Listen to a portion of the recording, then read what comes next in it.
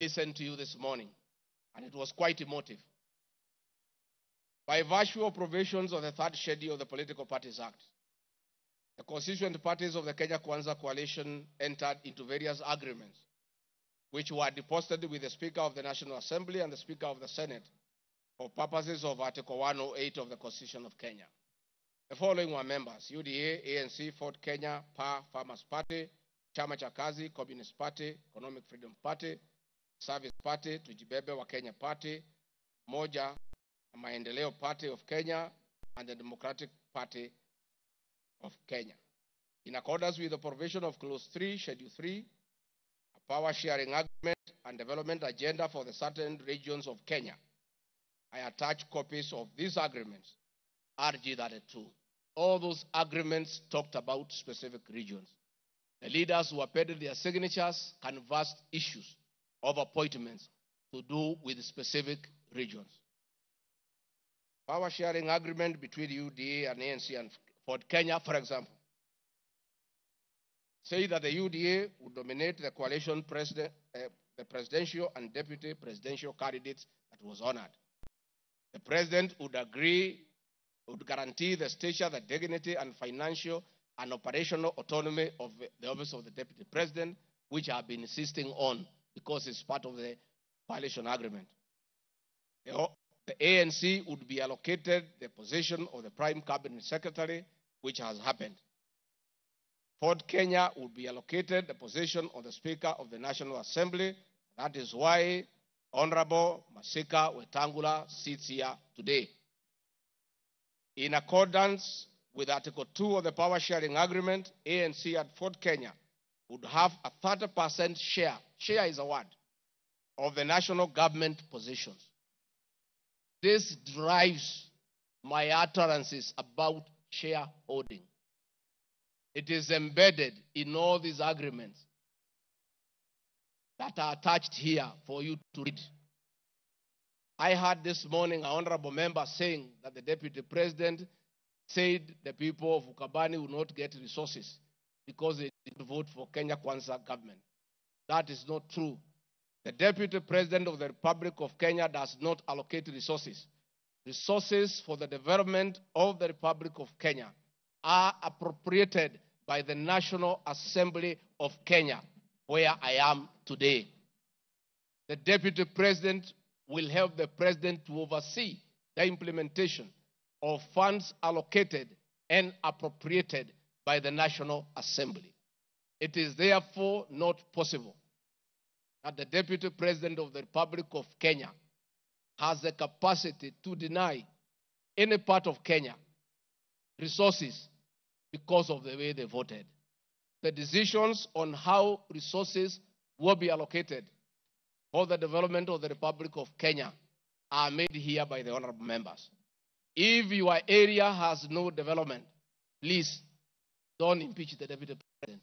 Don't accuse him of not giving you resources. You are in this house to make sure that your area where you come from is allocated appropriate resources, because that is your job. The agreements are attached, therefore I don't want to go into them. Let me say my speeches on the shareholder issue are informed by the power sharing covenants, which are founded on law, having been deposited with the Registrar of Political Parties, and lessons learned from the well-known disputed 202 NAC power sharing agreement. Further, sharing agreements are a feature of government formation in all democracies in the world that provide for the formation. My pronouncements on the issue, properly understood, are not only anchored in law, but entirely harmless and incapable of being construed as a basis for ethnic animosity, a danger to national cohesion, or a threat to national unity.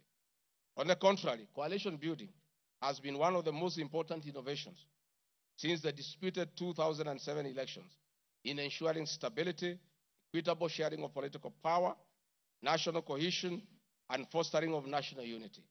Indeed, Kenya Kwanza main opponent in 2022 general election, Azimio la Umoja Coalition, One Kenya Coalition Party, was a political party consisting of 25 political parties who also executed a power-sharing agreement based on shares. I'm also aware that the Jubilee Coalition had executed a 50-50 power-sharing agreement between TNA Party and URP Party for 2013 general election. I have thus not violated Section 13(1)(a) and 62 of the National Cohesion Integration, nor has this commission summoned me to explain any of my comments and how it can affect cohesion. However, notwithstanding the said power share agreement, upon election as Deputy President, I went out of my way, as required by the Constitution of Kenya, to serve all Kenyans regardless of their political preferences during the election or ethnic origin. I now produce following video showing some of my speeches all over the country as marked RG Video 7.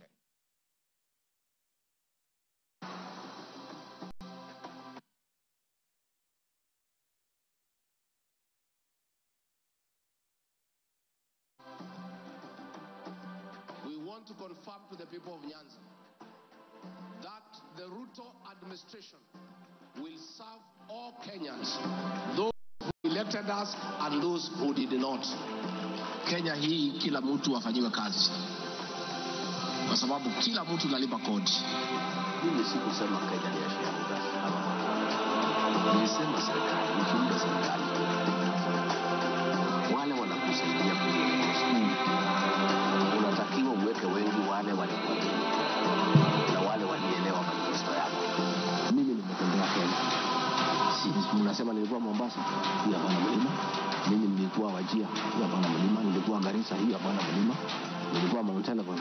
Nandi nimekuja karibu mara 10. Eldoret nimekuja karibu mara 6. Kericho nimekuja mara 4. Tea conference ya chai tulikuwa na nyinyi, niliweka Kericho. For now, kazi yetu ni maendeleo. Tutafanya kazi na viongozi wote, akuwe wa chama ile, akuwe wa chama hii, we don't care. This is the time to serve the people of Kenya, and we shall work with all elected leaders, irrespective of their political affiliation.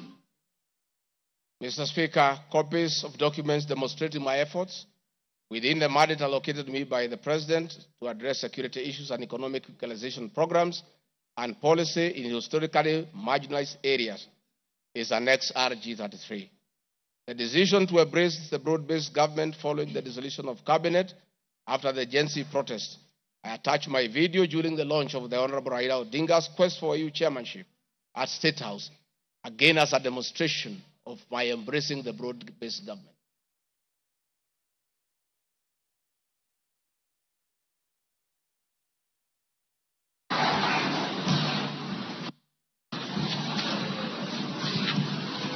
Your Excellency, Dr. William Ruto,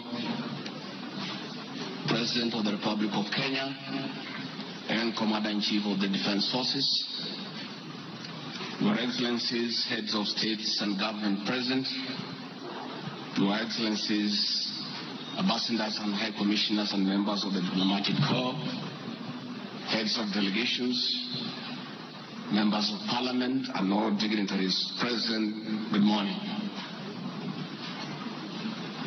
Your Excellency, let me say this is a great moment for our country. What a day, what a moment. We are here, Your Excellency, as a country to unveil Kenya's finest to go and lead Africa. It's a proud moment for this country. And I want to say, Your Excellency, the people of Kenya have been united to a man by the candidature of the Right Honorable Raila Odinga to be the chairperson of the African Union Commission. This is a quest that has brought pride to our nation.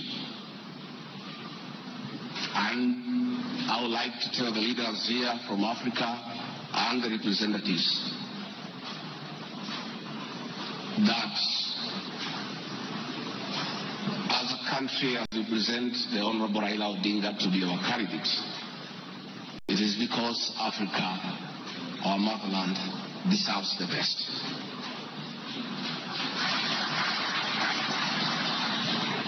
The passion and zeal of the Right Honorable Raila Odinga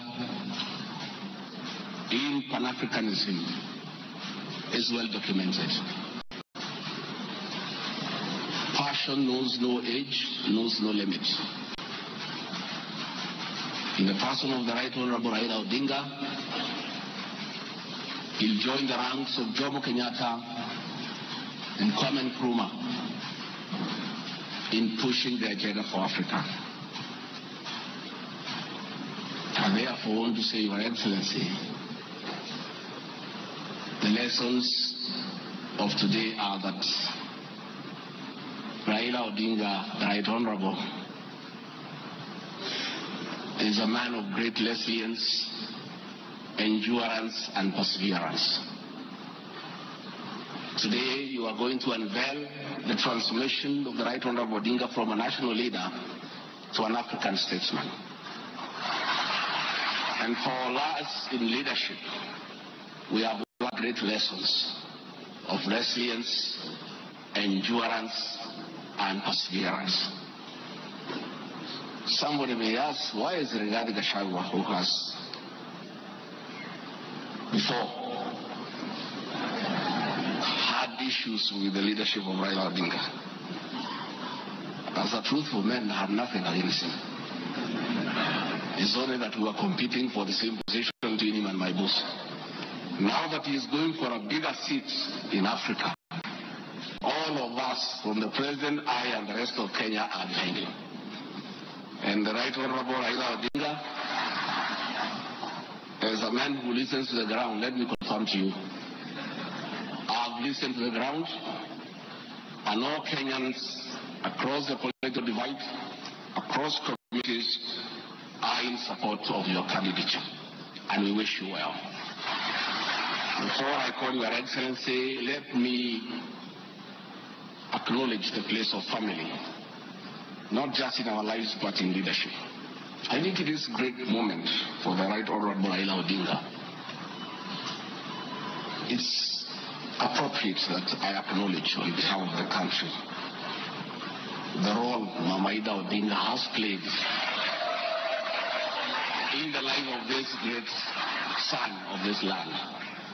Mama Ida Odinga, we salute you as a country for having been a very strong pillar to your husband in very difficult times, and his lowest moments you have always been there for him. We ask families to support their spouses. So Mama Ida Odinga, as we wish you happy birthday, it is my hope and prayer that your next birthday will be celebrated at Addis next year. And if you invite President Ruto to come and he's not able to come, Mr. President, I'll be very happy for you to send me to represent you in that great birthday. We therefore want to say to the country, it's a great moment. And the Right Honorable Odinga, I have noted with a lot of appreciation, my wife, Pastor Dorcas, who is a very prayerful woman, has been praying for me and the President daily. And I noted from yesterday she has added you in her prayer. And because her prayers work, we have no doubt that you will get this seat. Mr. President, it is now my honor to request you to come and anchor Kenya's finest and embark on the journey of transformation of the Right Honorable Raila Odinga from a national leader to a great African statesman. Thank you, Mr. Speaker. President William Ruto has many times appreciated my people issues and has repeatedly pronounced himself. Let me have the video number 9. And speaking of deputies,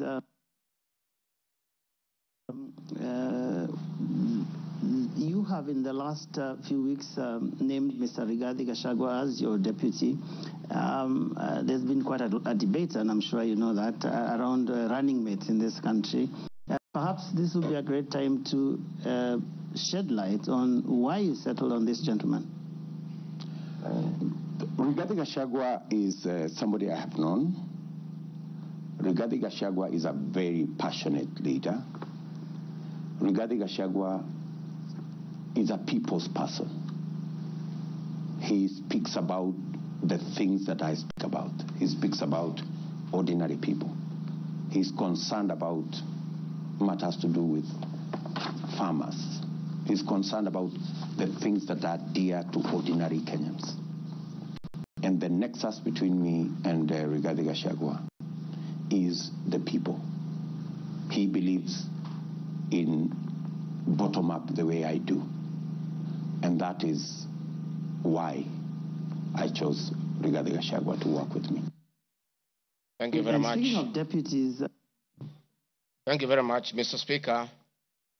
In addition, and almost in conclusion, I am not the only leader at the national level who has encouraged unity among Kenyans based on shared regional, geographical, and economic and other factors.